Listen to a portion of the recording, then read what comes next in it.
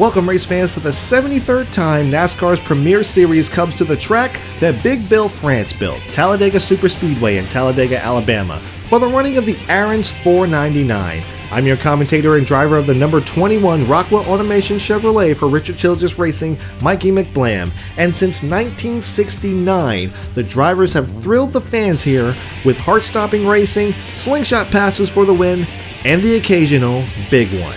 We're here on a Monday afternoon this time around, as there have been delays to which we will refer to as rain delays.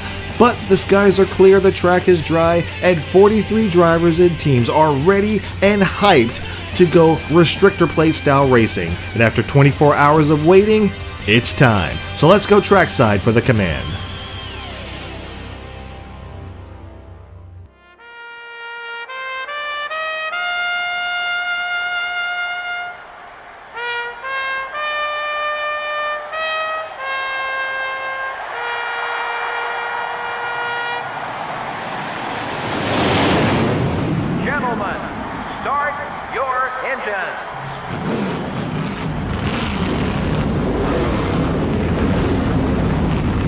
The engines have fired here at Talladega Superspeedway, and 43 drivers are now at the ready, as the pace car will lead them off pit road and around the track for the pace laps. Here's Joe Moore and Barney Hall.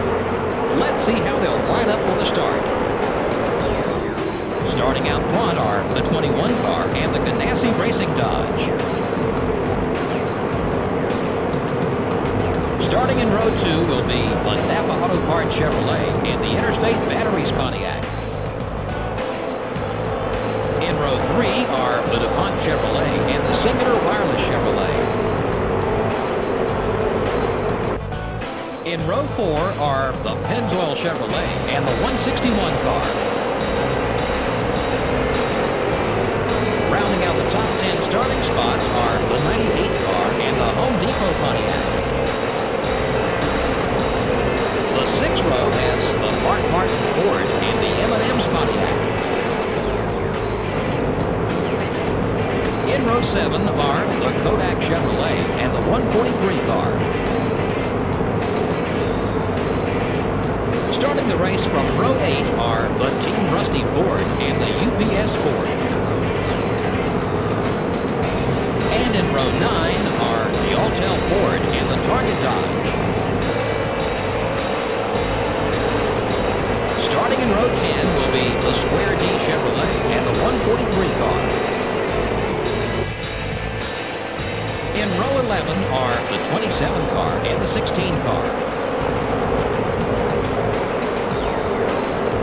Dale Earnhardt Jr., the NASCAR Winston Cup points leader, will begin the race from the middle of the field. Starting the race from row 13 will be the 135 car and the Kellogg Chevrolet. In row 14 we have the 10 car and the Dodge dealers UAW Dodge. Starting from row 15 will be the 46 car and the Lowe Chevrolet. In the 16th row are the Dodge dealers UAW Dodge and the DeWalt Power Tools Ford. In the 17th row are the Citgo Ford and the 26 car. In the 18th row are the Rubbermaid Ford and the Hamelin Ford. Starting the race from row 19 are the Caterpillar Dodge and the 30 car. The 20th row has the UAW Delphi Chevrolet and the 63 car. Starting the race from row 21 will be the Titan Ford and the Sprint Dodge. And finally, starting from the rear of the field will be the 145 car. 6 of the top 7 most competitive races in NASCAR history based on lead changes have happened right here. DW, I'm not sure what we have, buddy. No practice. Reach up there and pull that belt tight one more time. Boogity, boogity, boogity. Let's go racing, boys. The 40 car is outside. Hold your line. He's still there. Getting our way up through the gears quickly as we go through turns 1 and 2. showing that Richard Childress great horsepower as we pull a big gap on the field. Sterling Marlin's leading that outside line, but it looks like that looked like Jeff Gordon, aka Jonathan Wolf, making a move through the pack. As we've still pulled a substantial gap on the field. Still haven't gotten up to full speed just yet as we come off turn 4, 191 miles per hour, now 192. As we're going to come by to complete lap 1 and get us 5 bonus points for leading this lap. And here comes Jeff Gordon, aka John Wolf, looking to the outside and looking to the inside of Sterling Marlin, trying to get him around him for the second spot. And it looks like he's finally got to the inside. Jonathan Wolf wants to lead the pack, and he is now running second as he's gotten around Sterling Marlin.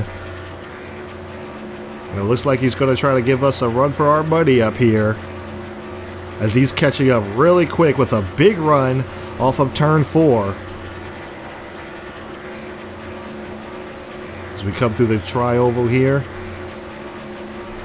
car is handling really, really good. It is not our strongest car. We actually had our strongest Talladega car last year in the fall. And here comes Jonathan Wolf looking to the inside. He looks to the outside, trying to get him a run. We're going to stay down low to break the draft on him. He doesn't quite have the straight line speed that we do. We're going to come up to the racetrack to try to have a good entry into turns 3 and 4. Got down the apron just ever so slightly. That scrubbed us off a little bit of speed, but we should be able to maintain some good speed off of 4. Here comes Jonathan Wolf looking to the inside. We're going to come down to cover. Racing the Pepsi scheme down there, the Pepsi patriotic scheme no less, and he is really getting a run on the inside. We really have to come down and block. But here comes Sterling Marlin looking for that second spot. He wants that spot back. Sterling Marlin actually was really good at Daytona earlier this year. Earlier in the season with the Gatorade Duels, the Budweiser Shootout, and the Daytona 500. So he's had a strong restrictor plate car, but Jonathan Wolf wants to continue the on-track rivalry as he is coming. He is all over our back bumper, trying to get him a run.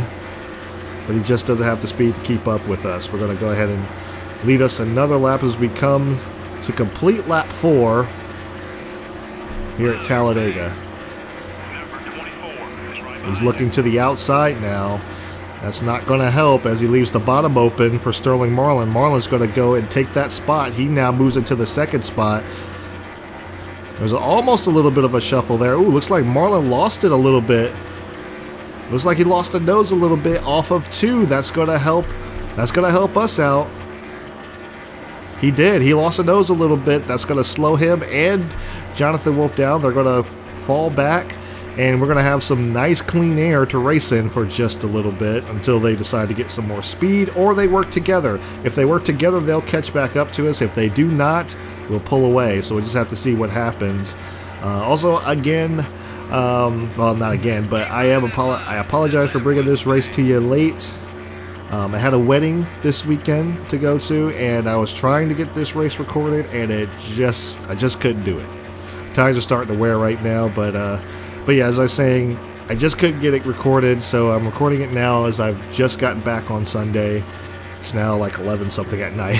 But I'm bringing to you a Monday afternoon race, so I'm hoping you're enjoying this. We're just going to call it a rain delay for the rest of the race. Halfway on fuel. Shouldn't be a problem. Tires are starting to wear though, so that's a little bit of concern. We're just going to have to try to see what these guys are doing. Now, I didn't notice there was a car down pit road early, like really, really early. Someone fell out of the race fairly quick, so I don't know who that was. Find out when we do the race results and everything. But yeah, someone went out of this race really early. I didn't notice it until like, I don't know, lap 3 or so, but yeah. But yeah, we pulled a substantial gap. They just can't get organized. You know, as long as they can't get organized and they're racing side by side and trying to pass each other like that, that's not going to help them. And we're just running our line, which this car is just beautiful. This car is beautiful right now. I don't have the speed that I had last fall. I would have liked to have had. Pit stops are happening already. You see our tires are in the red right now. But yeah, I don't have the speed that I had last fall. I would have liked to have had that speed, but I just don't. And I tried a few times to try to get it up there, but every time I was burning the engine trying to get it up there. So the speed I have now is fine. Is just fine. So tires are in the red. Like I said, that's a little bit concerning. So I wonder if we should do anything different for tire wear during the pit stops. We're going to come in next time by. We're not going to come in this lap, but we'll be bringing it in next time by. We're just trying to avoid as many people on pit road as possible. Looks like no one really came down this time by, interestingly enough. And I imagine that some of these guys are going to be coming in next time by, so we'll just have to be careful. Try not to speed on our entry, which is really tough to do. The car's a little bit snug going in, so I have to be a little bit careful about that.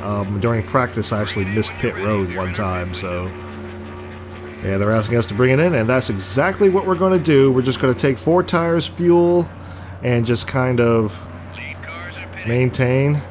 Okay, cars are pitting. We're going to slow it down, slow it down, slow it down, and we got a speeding penalty because Jonathan Wolf decides he wants to ram into the back of us. So, golly. Okay. Well, that just makes things a little bit more interesting now.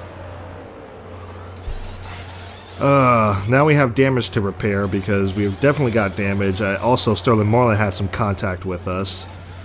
They got the left sides on pretty... Oh, sorry, the right side's on, but now we have pit road issues. Jammed gun. Well, they gathered up pretty good, but we still have a 5-second... We still have a 5-second penalty that we gotta serve, so that's gonna hurt a lot. A 24.6 second pit stop. Ouch. And so the on-track rivalry continues. That was incredibly frustrating. Incredibly frustrating. You can't hear me right now, but I am cursing inside the car because I am really not happy. You see, I didn't even bother to take the continue the access road route. I just got right up on the track because I need to try to catch these guys now. They are quite a bit ahead of us. We didn't go a lap down, I don't think. I'll have to check it when we come by, check the telemetry when we come by, but I don't think we went a lap down. But we did lose some speed because of the damage. Yeah. I'll have to see what our top speed is afterwards. I think we lost some speed though. We're just not getting up to speed as quickly, excuse me, as we should. Got some more cars coming off of pit road. Leader has not come in just yet.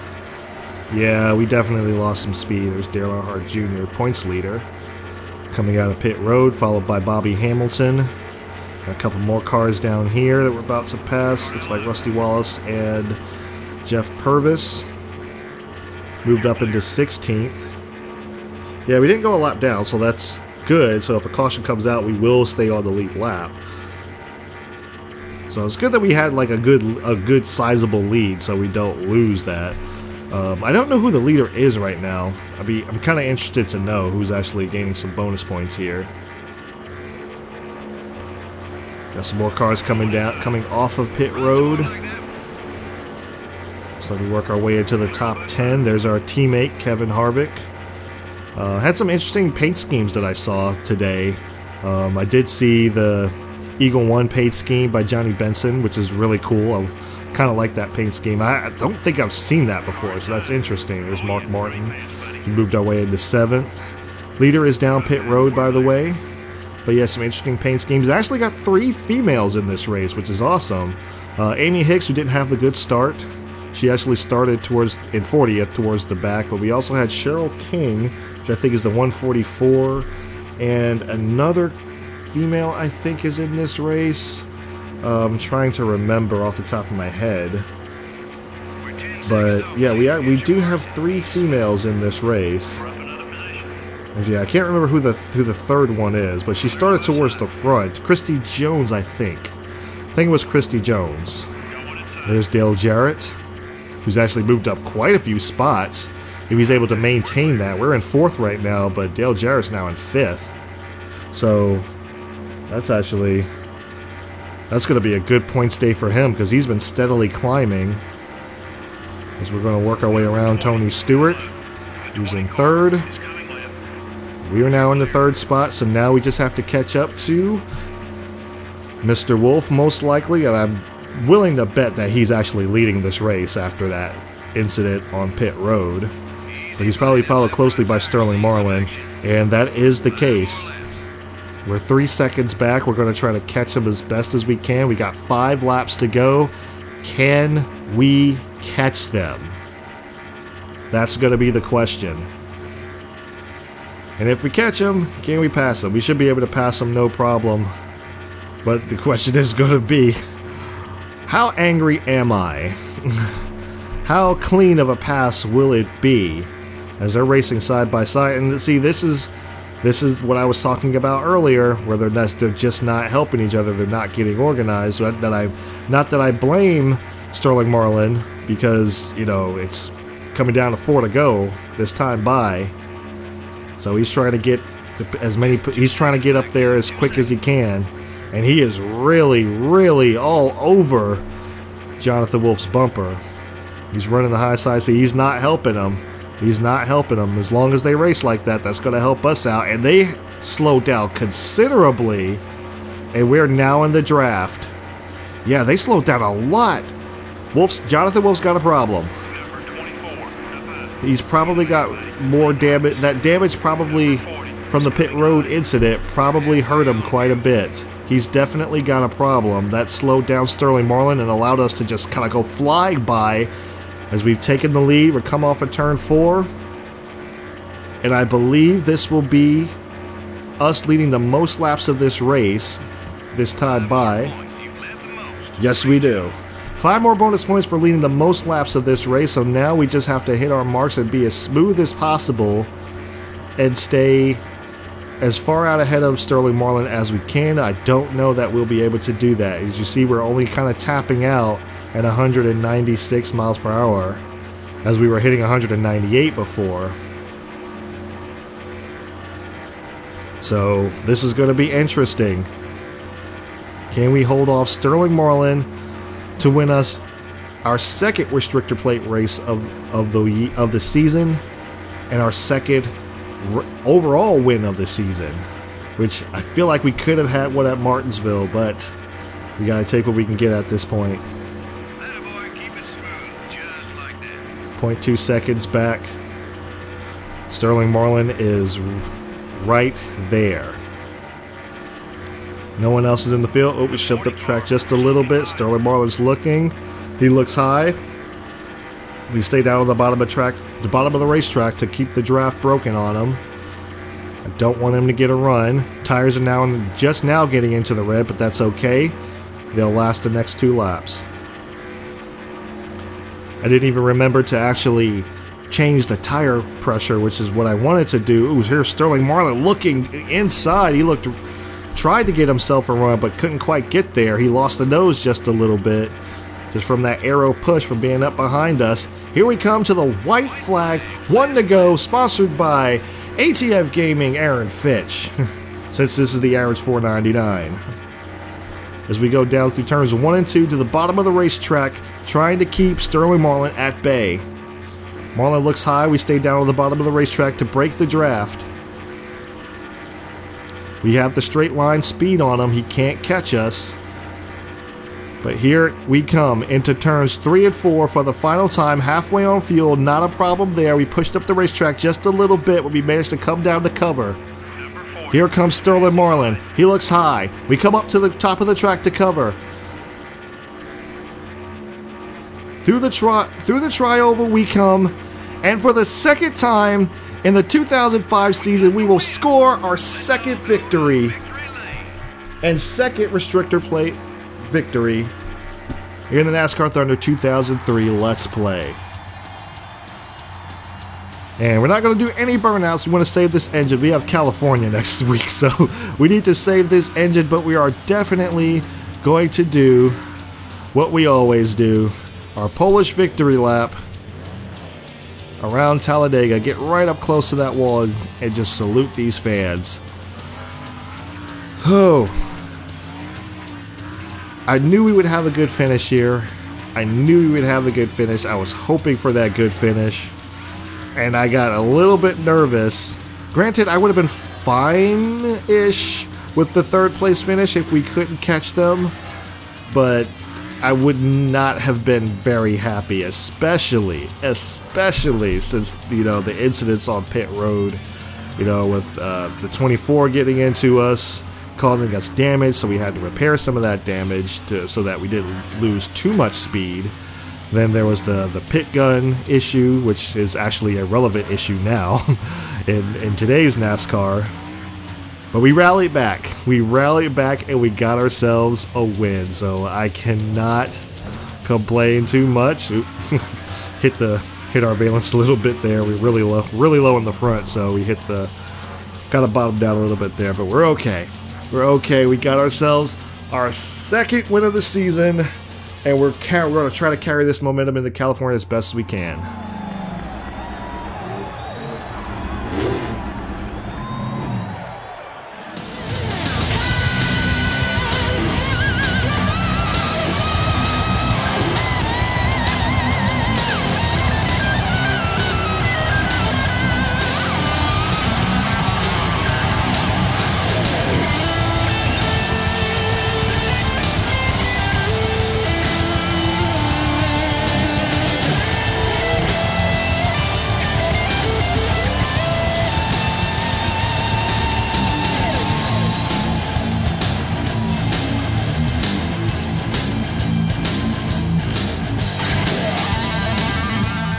A rare caution-free race. Yeah, and that can be physically exhausting to these drivers. Not only do the cautions give them a chance to catch up on the racetrack, it also gives both their minds and their bodies a little break.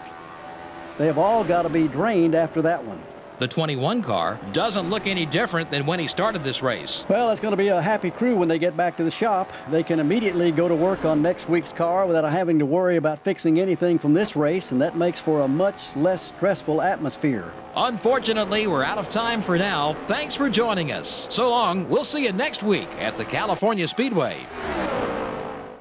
Alright guys, so here are the race results for the Aaron's 499, sponsored by ATF Gaming at Talladega Super Speedway. We are the race winner, followed closely by Sterling Marlin. Tony Stewart will finish in third. Dale Jarrett will finish in fourth. That should be a good points day for him. Mark Martin finishes fifth. Sixth is Jonathan Wolf. After the incident on pit road, it looks like the damage was more significant than I originally thought. Dale Earnhardt Jr., the current points leader, finishes seventh, but it might be Jeff Gordon be the points leader after this because he definitely scored some bonus points for leading some laps. Kevin Harvick, our Rich Joe's teammate, finishes 8th. 9th is Bobby Hamilton. And rounding out the top 10 is Matt Kenseth, the Roush Racing. And here is the rest of the field. You can pick out your favorite driver. Winner's purse of $174,000. No cautions. 3 lead changes. Time of race 15:29. Average speed of 145.5 miles per hour. Thereabouts. And the margin of victory of 0.16 seconds. And we did have a car fall out of the race fairly early. It was Ryan Newman who actually blew his engine after lap 1.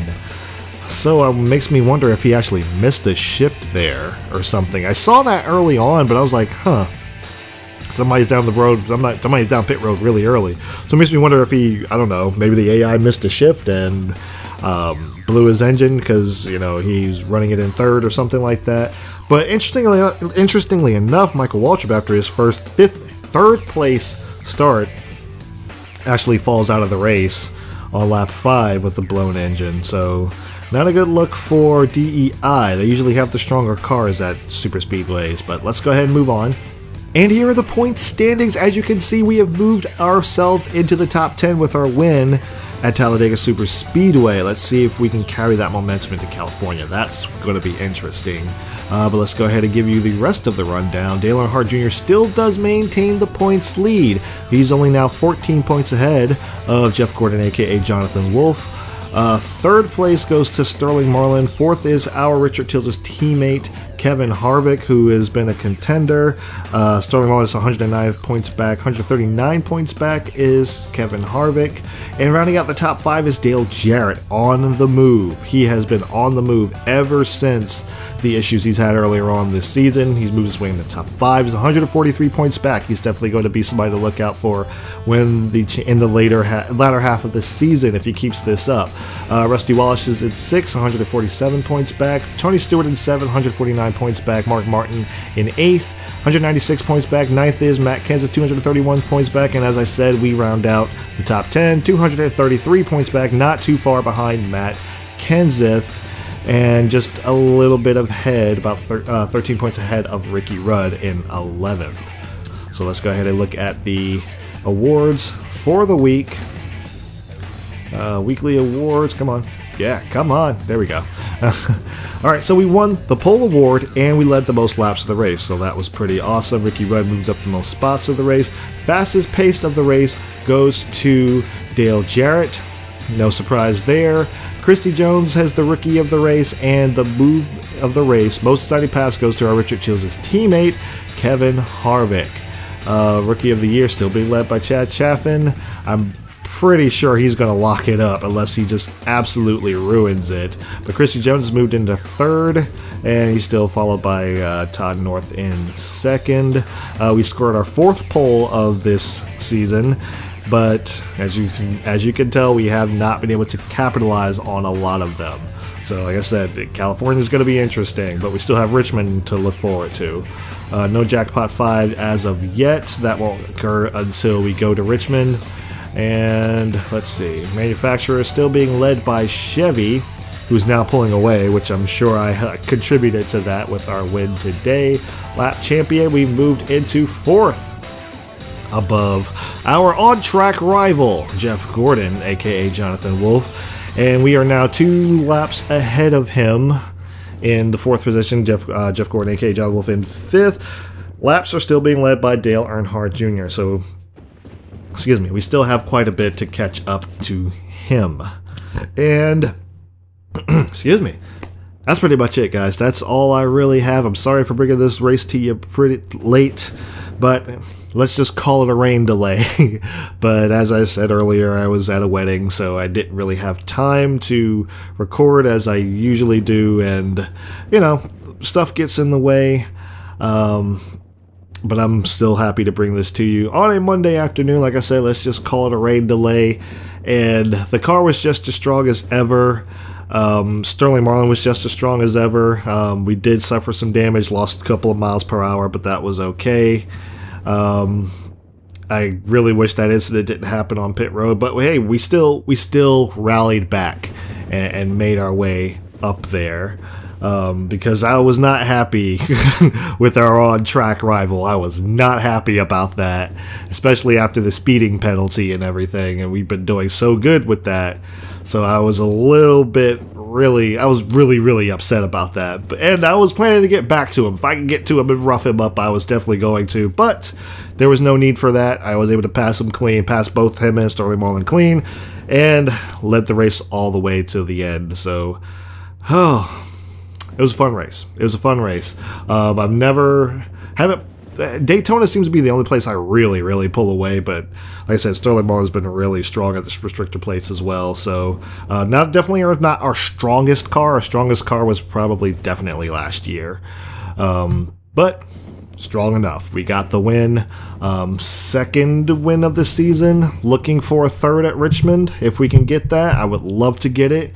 But until then, guys, that's all I got. So thank you guys for tuning in to McBlam Racing on McBlam Entertainment, where we try to bring a little bit of enjoyment to your day every day. If you enjoy these races, I do them every weekend, mostly following the NASCAR Monster Energy Cup Series. And thank you guys so much for watching. I really appreciate it. And I will see you at California.